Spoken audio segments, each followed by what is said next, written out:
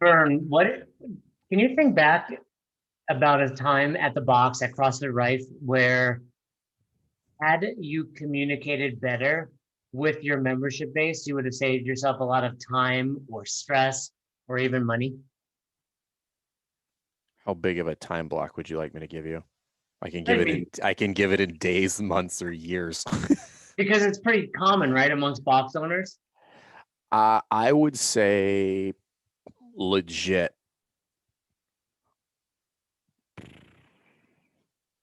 Even now, I think we could do it better, but I would say the past 3 years, maybe four, we've gotten to the point where we understand like where the touch points are, like what are all the requisite kind of holes that we need to punch with regard to communication and where to make sure that everybody is on the same page. So I'll tell you how we would gauge it. So when we were hosting seminars a little bit more frequently, I want to say like maybe 18, maybe 17, 18, like around that time frame. I want to say we hosted like 8 seminars that year. It was a lot. 8 to 10. It was a lot. It was like every month, almost every other month.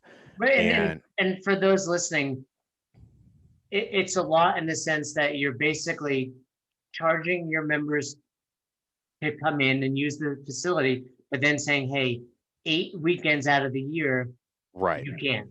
right. Which is why I don't host as much now because like as the box grows, it becomes more of a pain point for people. Now it's not just 20 people who showed up on Saturday. Now it's 100 between the classes and weightlifting that are out for the weekend.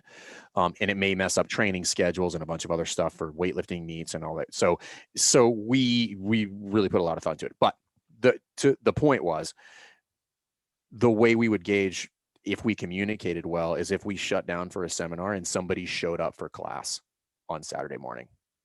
And it happened more often than not. I will tell you that. It happens almost every weekend when you work a seminar, right? You see like you could tell like someone walks in, they look confused, and then they approach you like you own the place or work there, and you're like, hey, I'm just here for the weekend. I Yeah, think I'm going to everybody's start. meeting at a park or something. Right. And we get a fair amount of drop-ins. And even at this point now, I don't honestly don't remember the last time it happened.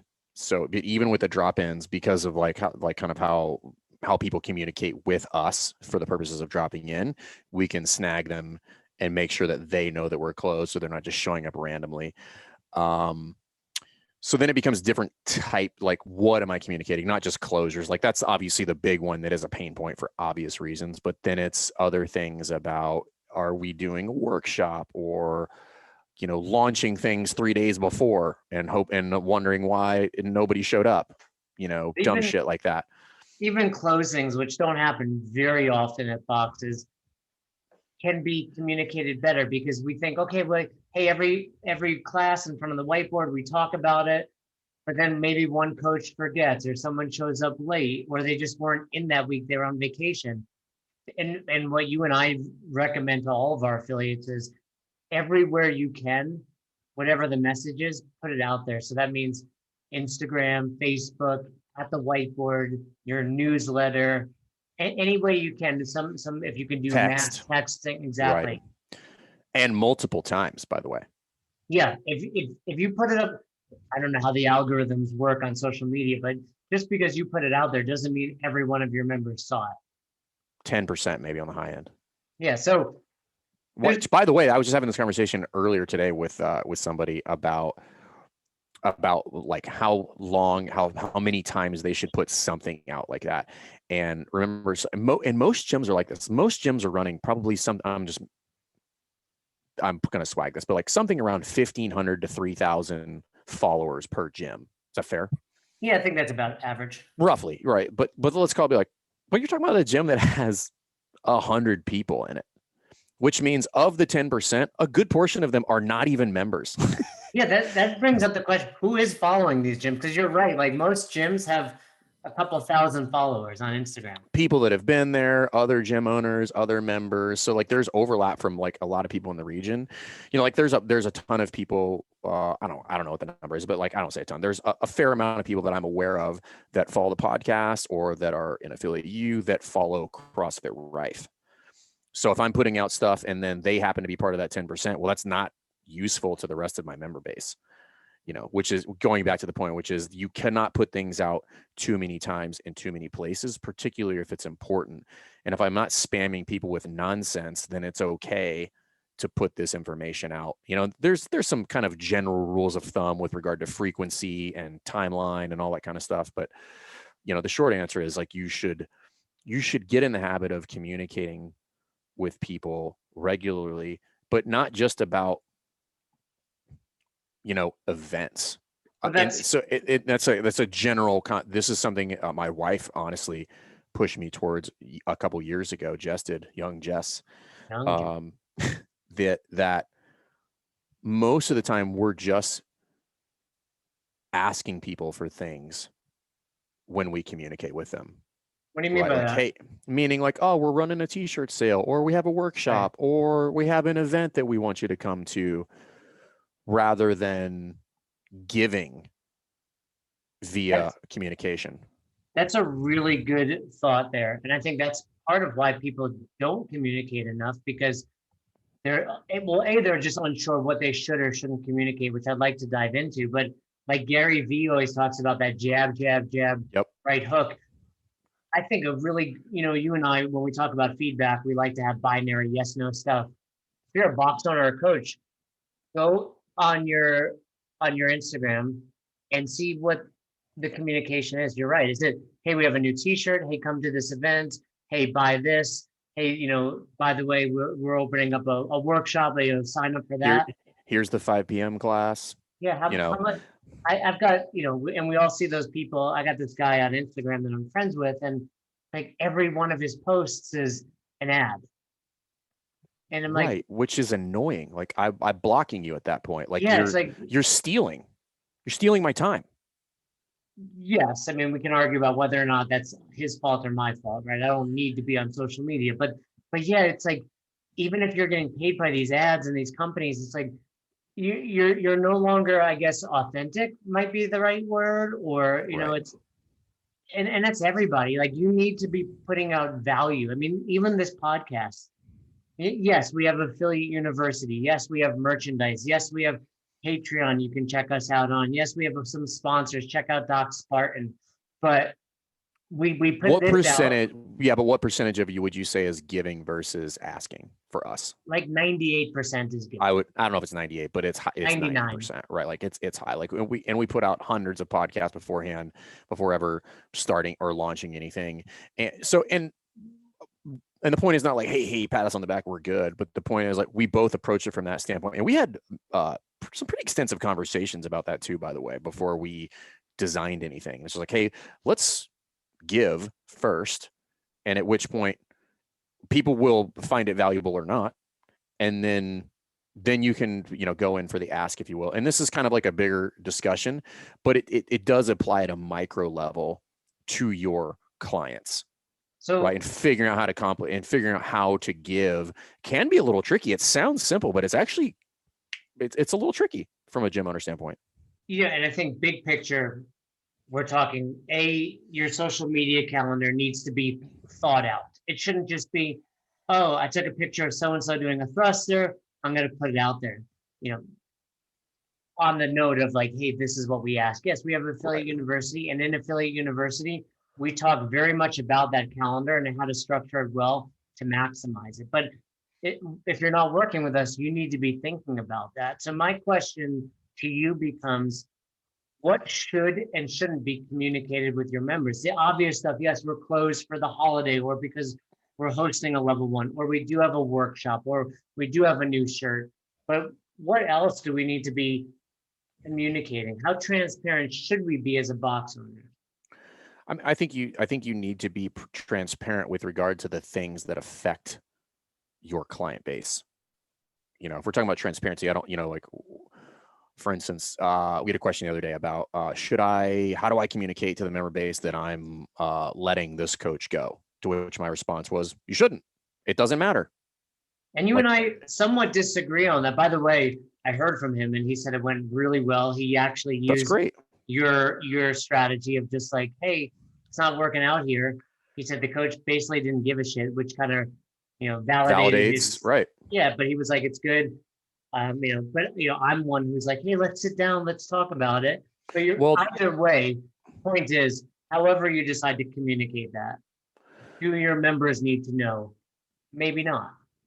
uh, when it comes to however you want to phrase this, like letting go, termination, parting ways, like whatever kind of feel good way you want to label firing somebody is not something personally, and you could use any number of corporations that like we're going to make an announcement to the world about it, right? Like, and now I'm not saying that like if the CEO of some company gets fired, but typically that's the only time that becomes mainstream news, is like if the head honcho gets fired for some reason by a board of directors, then that's news. But you never hear articles or be like the general manager at Target got fired. Like they're not going to send that email out. Or, if you go to Smoothie King and they're like, well, the cashier, we let him go because he was stealing from, like, no, you just terminate it and then you move on. And if people ask the question, you leave it very vague because it really doesn't matter. It's not, and the point of not creating, they're not having that conversation publicly is because it doesn't provide any value to anybody. It only serves to, either smear this person or make me look like the good guy or bring drama into this some way, when it should just be like, I'd be like, hey, Jay, we're going to part ways. And then people don't see Jay for a couple of weeks and they're like, hey, where'd Jay go? Like, we just decided to go, different directions and I wish him the best. And they're like, oh, okay. And But that's typically how people will respond if you say it that way.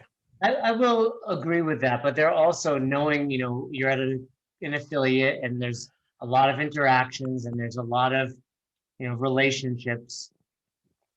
You do have to find that balance because, if let's use your box, for example, you fire Lindsay. Lindsay's beloved at CrossFit Rife. And obviously, I think that's what makes this kind of scenario silly because she is so beloved, you wouldn't fire her, right? But let's just say, I mean, I've fired people that I'm fond of. Yeah. So, and most likely, if you were fond of them, your members were. So, I mean, I'll be honest with you, I would not make an announcement if I fired Lindsay. But your members are going to talk about it. Which is fine. They're going to talk about it either way, but I'm not going to. Some of them will talk about it. That's true. Not all of them. So all I've done is increase the amount of conversation around this thing that is negative. So what I'm not suggesting is don't address it. I am saying it doesn't need to be addressed publicly. It can be addressed privately with anybody that wants to have a conversation about it. Yeah, somebody comes up to you, hey, right. First of all, if they say, why'd you fire Lindsay? A very easy answer is that's really not your business. Just know it wasn't working out. Right. But yeah, I guess that's true. And then another thing you realize is this shit passes so quickly. Like you think this is going to be months and months of drama. And by Thursday, the new coach is crushing and then no one remembers who Lindsay is. If nobody learned the lesson that patience is a virtue via the Glassman fiasco and de-affiliating and any number of other things that happened in 2020, then you're not paying attention. Hey, tell your wife to stop calling you in the basement. Right? It was like there's actually an old girlfriend? An old girlfriend. An old boss I used to coach at. So that patience to understand that like that stuff will pass. And if you just kind of don't make a mountain out of a molehill, you'll be better off. Right. So with communicating, it's just like, is this necessary for somebody to know? And if the answer is no, then I'm probably not going to make a public announcement. Now, if it's just cool and I want people to know that, well, then I can just make that decision if I want to, like, hey, Jay, like everybody, like we're going to announce Jay's 500th workout here at CrossFit Rife. He's still not fit, but he's trying hard. Right. So that is worth it. Right. Yeah. He's most improved. That we can make an announcement, but when it comes to things that could potentially be harmful or create doubt or seeds of distrust or things of that nature, just, for lack of better terms, like keep them a little bit closer to the vest and address them one-on-one where you feel it is appropriate. If somebody's been there for 10 years and they have like real hard beef with it, sit them down and be like, what do you want to know? I will tell you. But, and I think what's really insightful there is realizing they're paying customers. They don't need, like you said, I go to a Starbucks. I don't know what's going on behind the scenes. I don't know Ooh. who's hired, who's fired. Obviously, your relationship with your coach is different than your relationship with your barista. One thing I think when I had my boxes and I tried to be so transparent with my members that I actually think you could be so transparent that you actually add fuel to the drama fire. For sure. Or just think about just the nature. So I'm not saying like people are inherently jealous, but jealousy is a thing, right? So if for whatever reason you're, and I would be super happy for you, your box is crushing it, right? And you are paying yourself six figures and you decide to share that with the gym for whatever reason. There will be a portion of people there that will hate you for Haters. that. Yeah, Oh yeah. they're going to be like, whoa, whoa, whoa, I'm paying you to make money. And I'm like, that's a weird statement because the answer is yes. But yeah, then it creates a weird scenario. And again, like you would never go anywhere and be like, go to a restaurant like in New York and then walk up to the head chef and be like, hey, this food is amazing, but I'm really concerned that you might be making too much money. Yeah. Is there any other field out there like that? It's such a true thing. Like members feel like they own you, and it's like we've talked about it before. How I had a member who was making like bootleg T-shirts. And I'm like, am I allowed to make money? Like, it's like weird to them that they're paying you, and then that money is putting food on your table. Now, I think I have at least part of the reason for this. At least this is my observation of a dozen years running a box, which is in those scenarios, the reason that people feel that way is because the value that I provide, it has such a narrow scope, and it basically amounts to I provide a place for you to come and work out. And this is a kind of a leadership discussion with regard to communicating and how you communicate and what you communicate and the value that you give people, which is if we really unpack what a lot of affiliate owner, which myself included, so I'm throwing myself in this bucket, provide to them, which is okay. So if I strip away the services, right? If I strip away like, okay, the coaching is good and you come to this facility and you train, what else do they get? Well, they get so much, but it's hard to quantify. I think. So this is right. This is where I'm going. This is now we move into the world of abstract, and abstract, and I know we poo-poo on it, does have perceived value. Okay. But not in the way that everybody else thinks it does, right? Meaning like the community and all that. That's not what I'm talking about. Well, it's a service. I think you can say that about any service, right? Like your example of a restaurant. I go to a restaurant, I see the food on my plate, right? I see someone bringing it to me. I see someone cleaning it up. I feel full after. Where, how do you quantify this dopamine surge that you get at a box, the endorphins, and then ultimately health? Right. And I think the conversation has to pivot a little bit, which is like, okay, once I've got that dialed in, because that is first and foremost, like I need to provide the service. It needs to be good, place needs to be clean, timely, all those things, professional. Then I think kind of the next level of this is creating an additional attachment or loyalty, if you will, to the brand, which has to do with things like inspiration, mindset, you know, group kind of adhesion or like that community aspect of it. What are you doing as a box owner to communicate those things? And think so I like there's a couple things. So like newsletter is not me, selling stuff. Newsletter is me giving all the information about like successes and wins and things that are coming up that I think would be really cool for people to attend.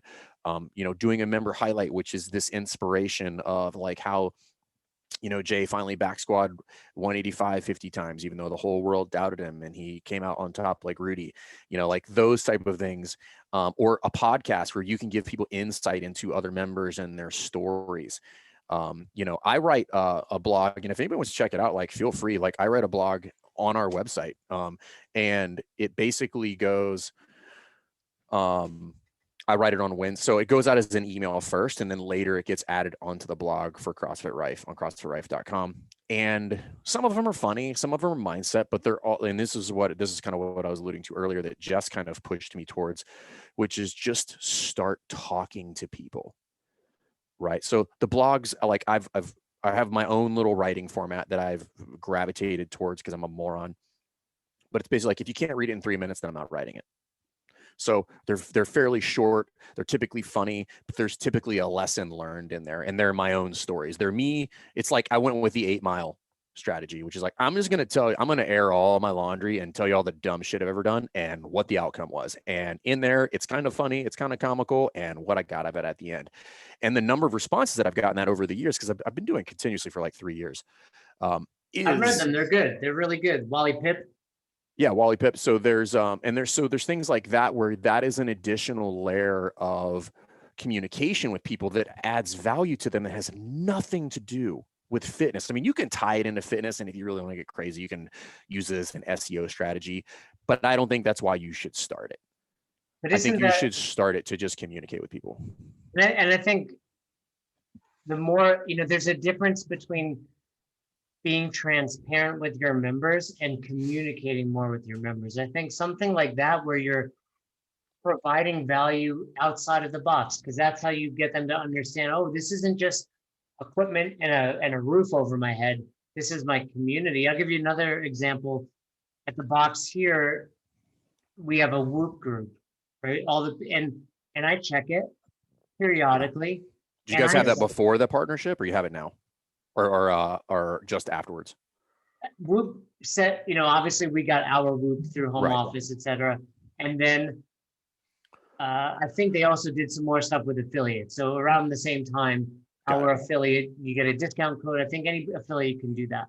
But we have a little group in there, and I check it. And I really, the one thing I look at the most is sleep and recovery for the members. But it's a talking point now. When the members come in, Randy was getting like 3 hours of sleep. And I'm like, dude, you made the qualifiers. You're fit. Like, why the fuck aren't you sleeping? And it's just another thing to discuss. And for him to be like, wow, these guys care about me. Like they're not only thinking about what I'm doing here, but like and I'm not just being a jerk. Like, let's talk about what can we do to get you better sleep? Are you trying to go to bed early? Are you shutting your computer off? So it's not just like get some sleep. It's giving you. We know you like that downtime, bro. Yeah, dude. If I don't get my 12 hours of sleep, I'm a mess. 12 hours. There was a great line in, I think it was Teen Wolf. He's like, never play pool against a guy named Fats and always get 12 hours of sleep. But point is, that type of communication is key. I think the business stuff, it's okay to put some out there, but you don't need to feel obligated to tell your members everything that's going on in the box, because I do think it just stokes those flames of drama. Yeah, I just think that's a weird one, particularly like if you were to just give that information out with lack of context, because, we've already talked about how member math and all that stuff, and like, oh, you guys did, I'm making up a number, like you guys did 70,000 in revenue last month. And they're just like, well, yeah, but we have 35,000 in payroll, and then I pay rent on top of that. Those are not my numbers, but I'm just saying, like, if you only gave that number, they'd be like, you pocketed $70,000, and I'm like, what? No, that's not how that works.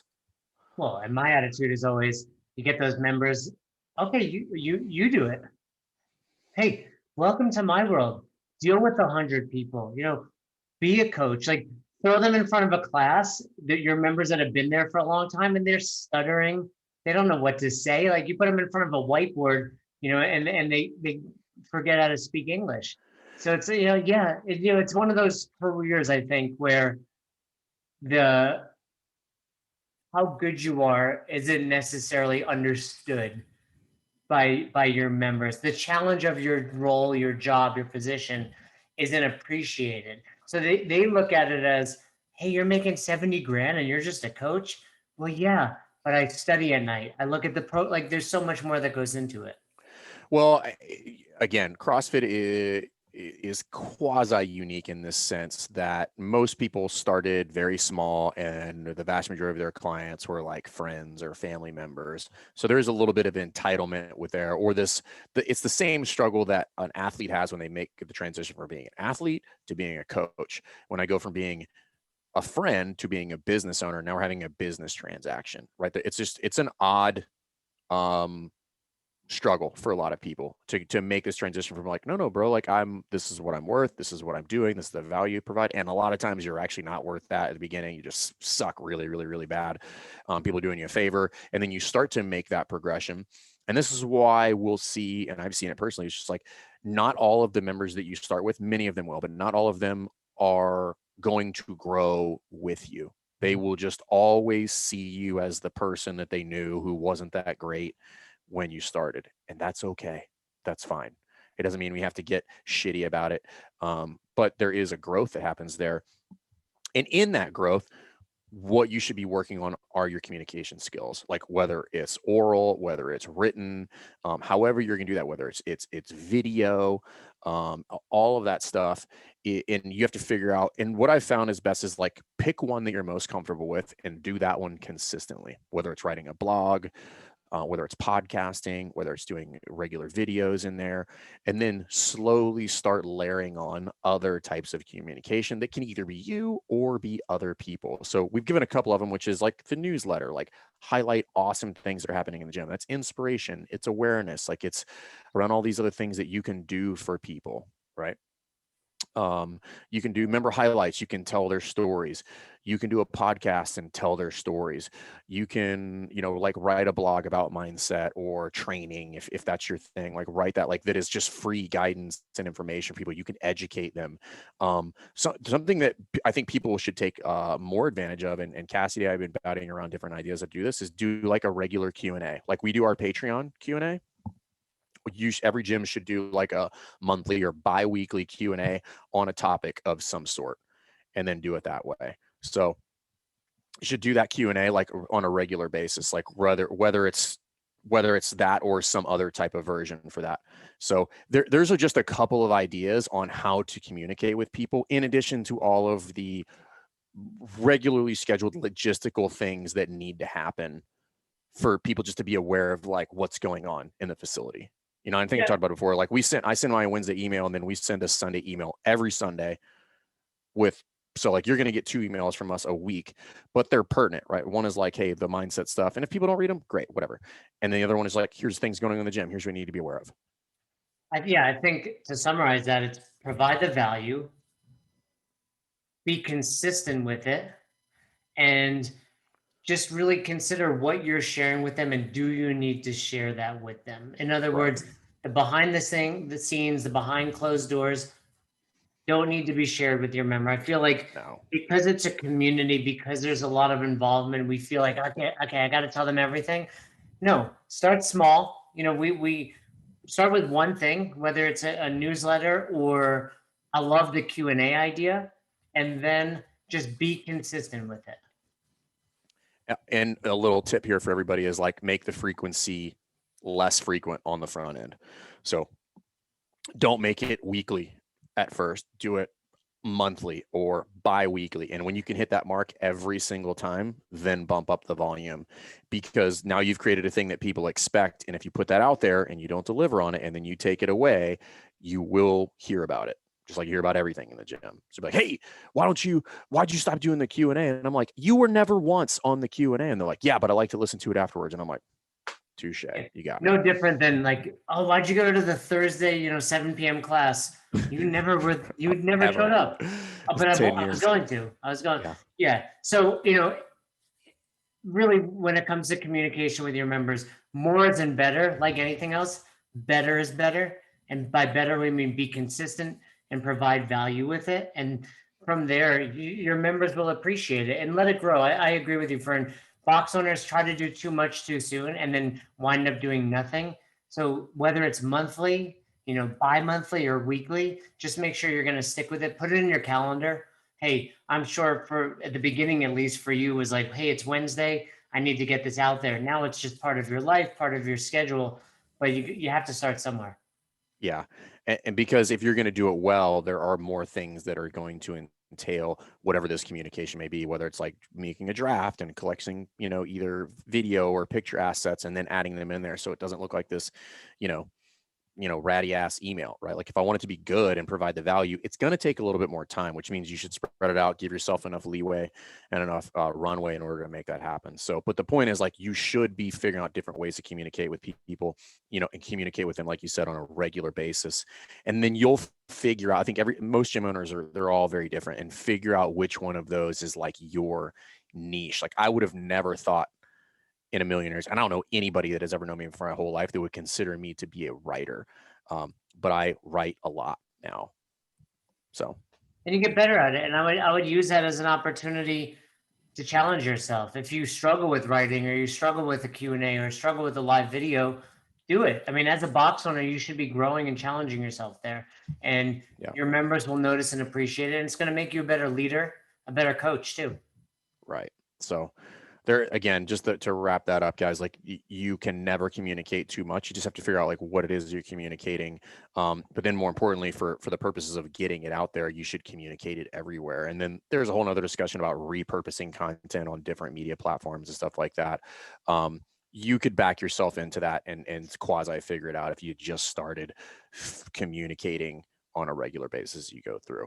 If you guys have questions, you're like wondering about different ways to kind of like how to do this, just DM us. We're happy to have that chat with you guys. But the short answer is going to be do it all, figure out what your niche is, go through the process of the trial and error, and you will settle into something that is unique to you that your members will appreciate.